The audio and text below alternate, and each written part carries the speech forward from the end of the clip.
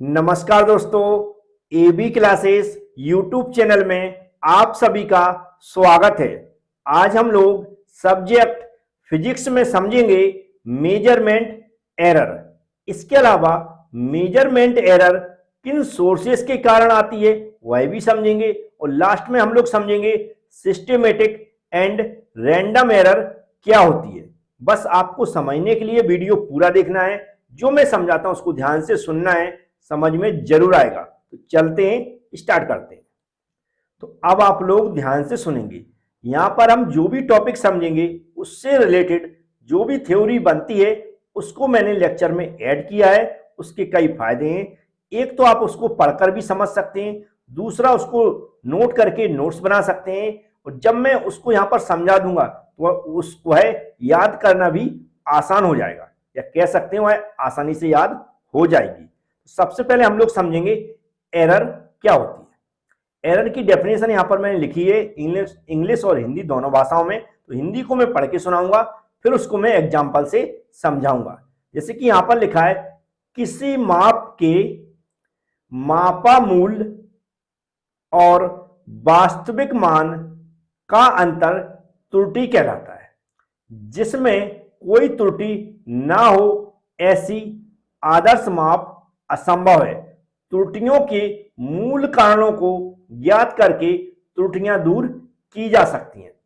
इस तरह जब भी हम किसी बुक में या कहीं लिखा मिल जाता है, पढ़ते हैं तो समझ में नहीं आता है, लेकिन अभी मैं इसको समझा दूंगा एग्जाम्पल से, तो आपको बहुत अच्छे समझ में भी आ जाएगा और याद भी जल्दी हो जाएगी। हम मान लेते हैं कि हमारे पास कोई एक रॉड है। क्या है? एक रॉड है, कोई एक छड़ है, ऐसा कुछ भी ले सकते हैं। एग्जाम्पल के लिए मैं ले रहा हूं। हमने मान लिया इसकी जो लेंथ है हमें पहले से पता है। इसकी लेंथ हमने क्या मान ली कि 10 मीटर है, जो हमें पहले से पता है। क्या है? पहले से पता है। जिसकी लेंथ हमें पहले से पता है या किसी की वैल्यू हमें पहले से पता है, तो उसको हम लोग क्या बोलते हैं? रियल वैल्यू बोलते हैं। क्या बोलते हैं? Real value. तो ये क्या है? हमारी रियल वैल्यू 10 मीटर क्या है? Real value. ऐसे हम क्या बोलेंगे? वास्तविक मान का। क्या कहां पर लिखा? वास्तविक मान। ये लिखा हुआ ना, वास्तविक मान। ये वास्तविक मान जो आपको लिखा दिख रहा है, ये कौन सा मान होता है? जो हमें पहले से पता है। अब हमने चेक करने के लिए इसको मेजर किया, मतलब एक टेप लिया और टेप से मेजर किया। अब वहां पर हमने देखा जो टेप से हमने मेजर किया, किससे? टेप से हमने मेजर किया, और इसकी जो वैल्यू निकली है वह कितनी निकली? 9.99 मीटर निकली, मतलब कुछ कम निकली। ये जो 9.99 मीटर जो हमने टेप से मेजर किया, इसको हम क्या बोलते हैं? मापा मूल्य, मेजर्ड वैल्यू। क्या बोलते हैं? मेजर्ड वैल्यू या मापा मूल्य, मेजर्ड वैल्यू। हमने यहां पर क्या देखा कि जो रियल वैल्यू थी इसकी, और जब हमने इसको मेजर किया तो कुछ कम निकली। अब यहां पर हमने देखा दोनों के बीच में कुछ ना कुछ डिफरेंस है, मतलब अंतर दिख रहा है हमें। तो जो अंतर दिख रहा है इसी को हम लोग क्या बोलते हैं? एरर बोलते हैं। क्या बोलते हैं? एरर या फिर त्रुटि बोलते हैं। जैसे कि यहां पर क्लियर लिखा, किसी माप, कोई भी मेजर्ड वैल्यू है, उसकी जो मेजर्ड वैल्यू है, जो हमने वैल्यू मेजर्ड की है, वह जो मेजर्ड वैल्यू है, और क्या लिख रहा है यहां पर? जो उसका रियल वैल्यू है, कौन सी? जो रियल वैल्यू है, इन दोनों में जो डिफरेंस दिखता है हमें, उसी डिफरेंस को हम लोग क्या बोलते हैं? त्रुटि बोलते हैं। और आगे इनने कंडीशन लिखी है कि जिसमें कोई त्रुटि ना हो ऐसा आदर्श माप संभव नहीं है। जो हम मेजरमेंट करते हैं वह एग्जैक्ट सेम का सेम आ जाए, ऐसा संभव नहीं होता है। लेकिन यदि ऐसी त्रुटि आ रही है, कोई एरर आ रही है, तो उसकी जो एरर की रीजन है उनको फाइंड आउट करके हम उसको दूर कर सकते हैं।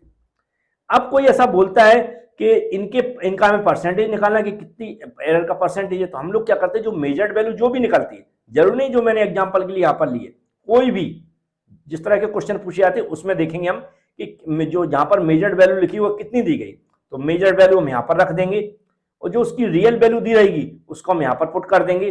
फिर रियल वैल्यू का हम डिवाइड कर देंगे, 100 का मल्टीप्लाई कर देंगे, तो जो परसेंटेज ऑफ एरर हम कैलकुलेट कर सकते हैं। समझ में आ गया होगा? जैसे हमने कोई वस्तु ली, कोई भी वस्तु है मेरे पास जिस पर लिखा है 10 kg। क्या लिखा? 10 kg। इधर लिख देता हूं मैं, क्या लिखा हुआ? 10 kg। मतलब कोई वस्तु है, इसका वेट कितना है? 10 kg है, जो कि उस पर लिखा हुआ है।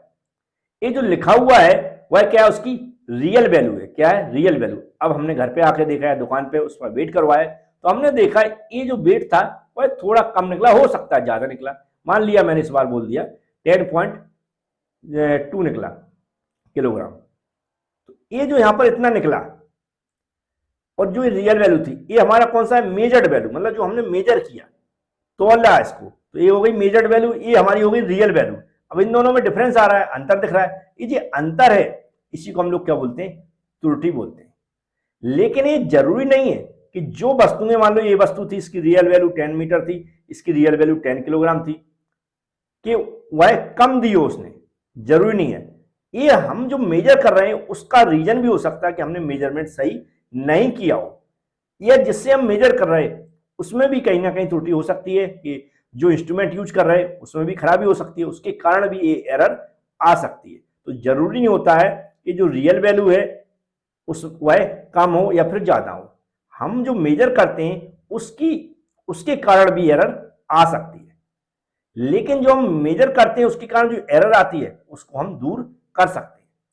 तो अब जो एरर आती क्यों है, या कौन से ऐसे रीजन है जिनके कारण ये एरर आ सकती है, खासकर मेजरमेंट करते समय, तो उनको हम सबसे पहले समझ लेते हैं। यहां पर पहली बात आप समझ गए होंगे, यदि एरर को हमें डिफाइन करना है तो इंग्लिश और हिंदी में, जो इंग्लिश में या हिंदी में जिस भी भाषा में आप लिखना चाहते हैं उसमें लिख सकते हैं। इसको नोट कर लें। ये परसेंटेज निकालने का फॉर्मूला, इसको नोट कर लें।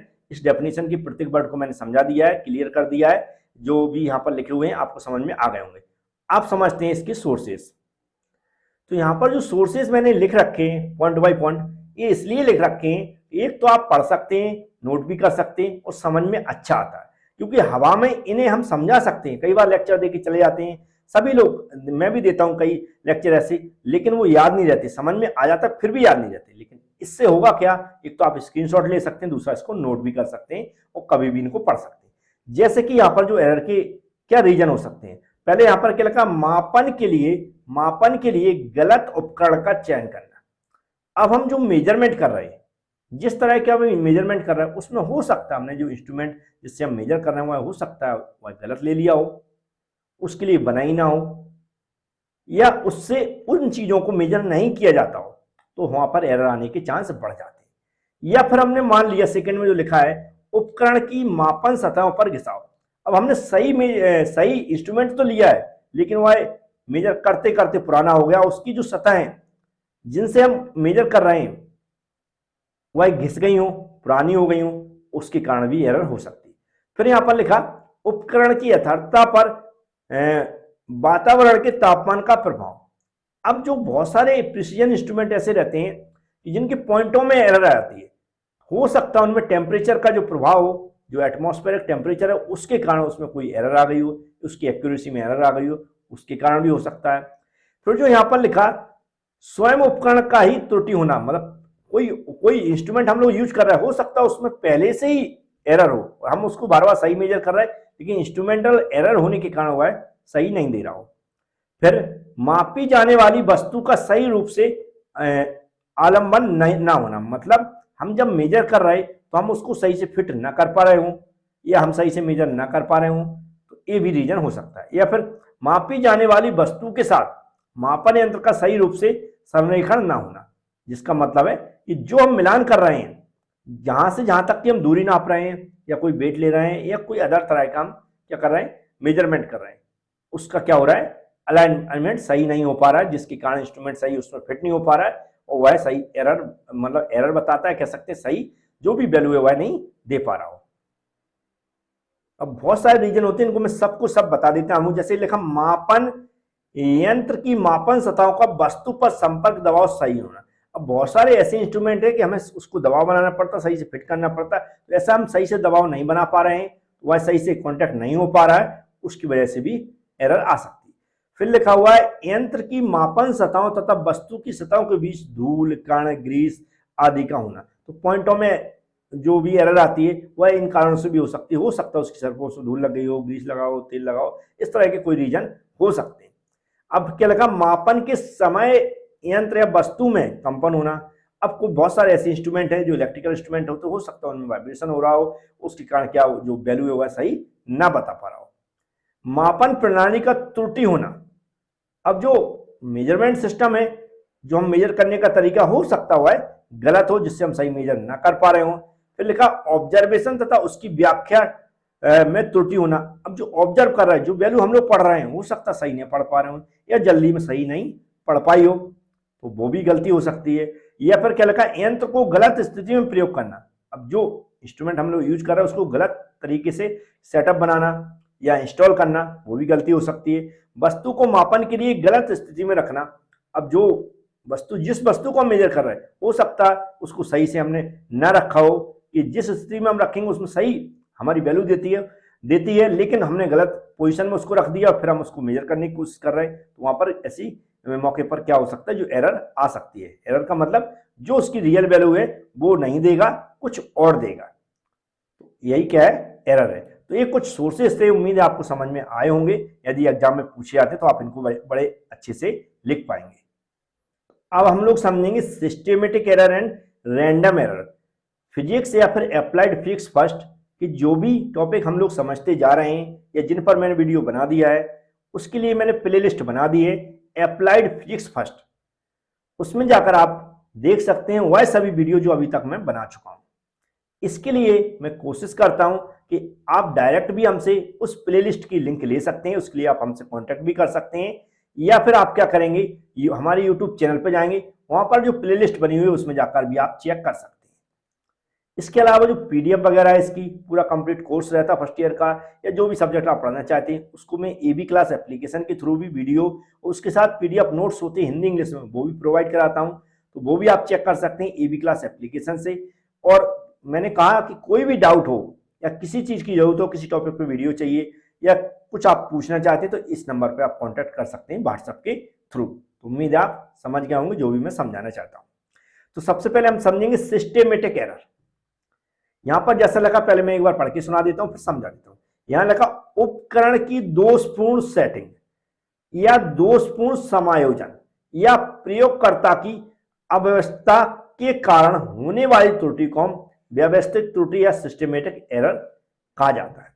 अब जो भी लिखा है, हो सकता कई बार समझ में नहीं आता है, तो वन बाई वन में समझा देता हूं। सबसे पहले क्या लिखा, उपकरण की दोषपूर्ण सेटिंग। उपकरण बोले तो ऐसा इंस्ट्रूमेंट जिससे हम किसी वस्तु को मेजर करने वाले हैं, या कह सकते हैं चेक करने वाले हैं। यदि उसकी जो चेक करने से पहले हमने उसकी सेटिंग सही नहीं की, जो इंस्ट्रूमेंट में सेटिंग होती है मेजर करने के लिए, वह सेटिंग सही नहीं की, तो उसमें एरर हो सकती है। और जो सेटिंग इंस्ट्रूमेंट की गलत सेटिंग के कारण जो एरर आती है, उसे हम क्या बोलते हैं, सिस्टेमेटिक एरर बोलते हैं। फिर नेक्स्ट इसी में लिखा दोषपूर्ण समायोजन। समायोजन मतलब उसको वहां पर इंस्टॉल करना, सही से फिट करना, खासकर किसको, इंस्ट्रूमेंट को। तो जो इंस्ट्रूमेंट के कारण इंस्ट्रूमेंट को फिट करना, या वहां पर जो भी हम एडजस्ट कर रहे हैं उसको, जिससे हम वहां पर उसको सही से मेजर कर सकें, तो इंस्ट्रूमेंट के जो भी एडजस्टमेंट है उसके कारण जो एरर आएगी उसे हम क्या बोलेंगे, सिस्टेमेटिक एरर बोलेंगे। ऐसे लिखा प्रयोगकर्ता की अव्यवस्था के कारण होने वाली। अब जो प्रयोगकर्ता मतलब जो एक्सपेरिमेंट वहां पर कर रहा है, एक्सपेरिमेंटल का मतलब एक्सपेरिमेंटर है, मतलब जो व्यक्ति जिस इंस्ट्रूमेंट से कोई चीज मेजर कर रहा है, व्यक्ति इंस्ट्रूमेंट से जो मेजर कर रहा है, तो वह व्यक्ति उस इंस्ट्रूमेंट को वहां पर सही से यूज नहीं कर पा रहा है, तो वहां पर भी एरर हो सकती है। तो इसे हम क्या बोलेंगे, सिस्टेमेटिक एरर बोलेंगे। तो उम्मीद है सिस्टेमेटिक एरर क्या होती है आप समझ गए होंगे। नॉर्मली वर्ड में याद रखें कि इंस्ट्रूमेंटल जो एरर होती है उसे हम सिस्टेमेटिक एरर बोल सकते हैं, या इंस्ट्रूमेंट के कारण जो एरर आ रही हैं उन्हें हम सिस्टेमेटिक एरर बोलते हैं, या जो इंस्ट्रूमेंट है उसके एडजस्टमेंट के कारण, उसको फिट करने के कारण, या फिर जो यूज कर रहा है उसके गलत यूज करने के कारण जो एरर आती है उन्हें हम सिस्टेमेटिक एरर बोलते हैं। उम्मीद है आप समझ गए होंगे। बहुत सारे ऐसे स्टूडेंट हैं जो पहली बार वीडियो देखते हैं, चैनल को सब्सक्राइब जरूर कर लें, बेल आइकन पर क्लिक कर लें, जिससे कि आने वाले वीडियो के नोटिफिकेशन आपके पास पहुंच जाएंगे। मैथमेटिक्स फर्स्ट है, उसके बहुत सारी वीडियो मैं अपलोड कर चुका हूं, कम से कम 50% से ज्यादा उसका सिलेबस करा चुका हूं, तो वो आप जरूर देख लें, क्योंकि बहुत सारे बच्चों का बैक हो जाता है। और भी आने वाले सब्जेक्ट हैं वो भी मैं कंप्लीट करा दूंगा। इस बार एग्जाम स्टार्ट होने से पहले मैक्सिमम सब्जेक्टों की इतनी यूनिट में करवा दूंगा कि आप बड़े अच्छे से पास हो जाएंगे और नंबर भी अच्छे आ जाएंगे। अब हम बात करते हैं रैंडम एरर। क्या है रैंडम एरर, तो इसको मैं पढ़ के सुना देता हूं। प्रायोगिक स्थितियों में और मानवीय सीमाओं के कारण होने वाली त्रुटि को हम क्या कहते हैं, रैंडम एरर कहते हैं। प्रायोगिक स्थिति क्या होती है कि जहां पर हम किसी वस्तु को मेजर कर रहे हैं या कोई हम वहां पर क्या कर रहे हैं, टेस्टिंग कर रहे हैं किसी की वैल्यू के बारे में, तो इसे हम क्या बोलते हैं, एक्सपेरिमेंटल पोजीशन, वहां पर जगह बोलते हैं या स्थिति बोलते हैं। तो वहां पर उस जगह के कारण या उस कंडीशन के कारण हो सकता है वहां पर टेम्परेचर की स्थिति गड़बड़ हो, ऊपर नीचे हो, या फिर वहां पर धूल के कारण ज्यादा हो सकते हैं, या लाइट की क्या हो रही, आना जाना हो रहा हो, फ्लक्चुएट हो रही, इस तरह बहुत सारे रीजन हो सकते हैं जहां पर हम एक्सपेरिमेंट कर रहे हैं। तो इस टाइप की जो एरर है कि जहां पर हम एक्सपेरिमेंट कर रहे हैं वहां की कंडीशन के कारण जो एरर आती है उसे हम क्या बोलेंगे, रैंडम एरर बोलेंगे। दूसरा क्या होता है, ह्यूमन लिमिटेशंस। ह्यूमन लिमिटेशन मतलब होता है बहुत सारी ऐसी जगह है कि ह्यूमन की लिमिटेशन रहती है कि वहां तक वह काम कर सकता है। जैसे कई बार अधिक टेम्परेचर हो जाता है तो हो सकता है ह्यूमन वहां पर उतना अच्छा काम ना कर पाए, या कुछ और रीजन हो सकते हैं कि जहां पर ह्यूमन सही तरीके से काम नहीं कर पाता, तो ह्यूमन की जो लिमिटेशन है उसके ऊपर कोई चीज सीमा होती है, या उस वहां पर सही तरीके से काम नहीं कर सकता है, या सही से रीडिंग नहीं ले पा रहा है, और फिर भी रीडिंग ली है उसने, तो वहां पर कुछ ना कुछ तो एरर आएगी।